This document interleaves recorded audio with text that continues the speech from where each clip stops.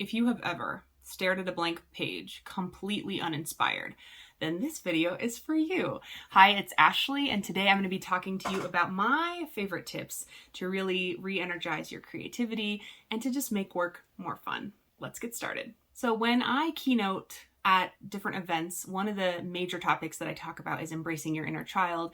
I wrote an album called Like a Kid Again, and I really love that reconnecting to your inner core, who you are, at the heart of who you are, that little child that deserves to be loved, that deserves to play, and that sometimes we bury right underneath all of this responsibility. So think back to what it was like to be a little kid and what some of your very favorite things were to do.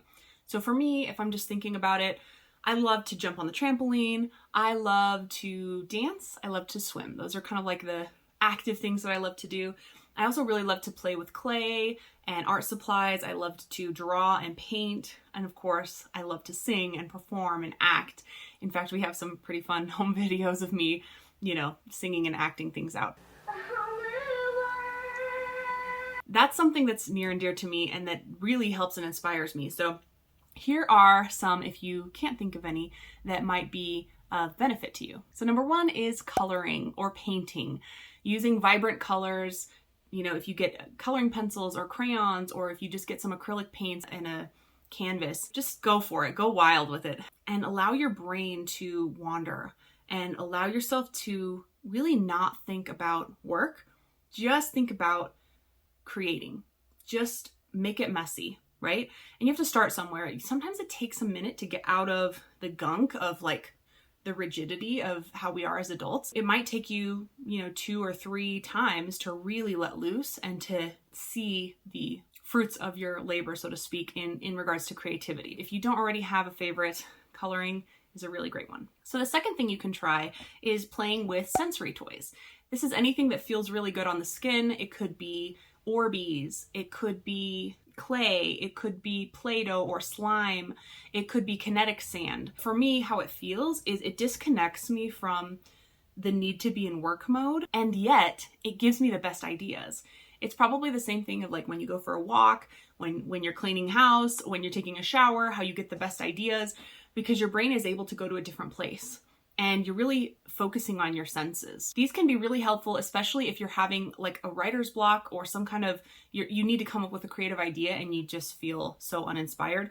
This is a really great way to do it. Number 3 is getting outside. This works in whatever way works best for you. So for me, it might look like going for a walk, jumping on the trampoline, going to the park, swinging. But for other people, it might look like going camping or hiking. I don't know, there's just so many things to do outside. It could be I really love water too.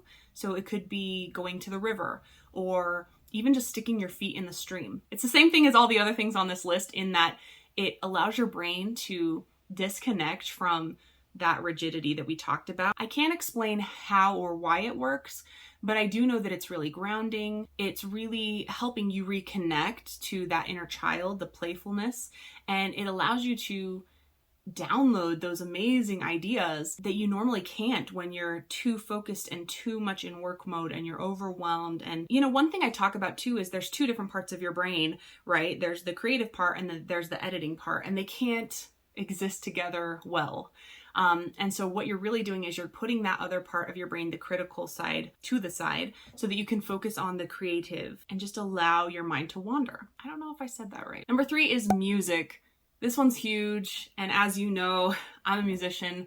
I love music. Singing is so cathartic to me. Dancing is so amazing. Being able to, like they say, dance and sing like no one's watching is really powerful. And it can really open up this creative side of you, give you amazing confidence too. One of the things I like to do before I get on a meeting, if I'm feeling anxious or nervous, is I will just turn on some karaoke or turn on a Celine Dion song and I will just belt it out with her.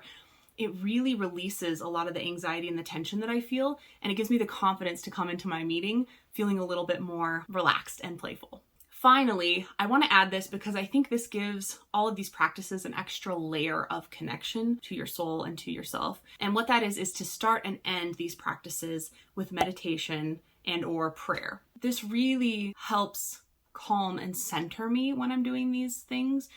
And what happens is before I start, I will say a prayer inviting ideas to come.